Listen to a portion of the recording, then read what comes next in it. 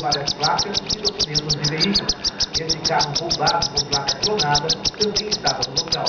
O marido de Elisete vai investigar. Ela informou aos policiais que ele está na Bahia, estado na hora o caminhão seria levado.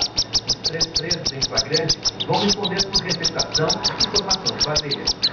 Sabe-se que esse pai estava envolvido nessa pilantragem, inclusive está lá na Bahia, a polícia vai tentar, conversando ali, conversa, para ver colocar ele no bolo também. Porque o caminhão ia seguir para a Bahia. Coincidência, pode ser apenas uma coincidência e ponto final. Agora, olha, o que mais chamou a atenção hoje foi essa, o papinho dele enchendo.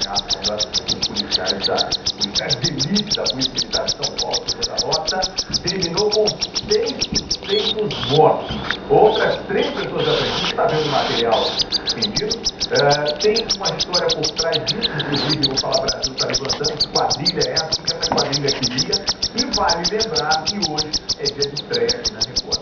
Tem a nova temporada de A Fazenda, que são os senhores de hoje. Hoje, 10h15 da noite. Obrigado pela audiência.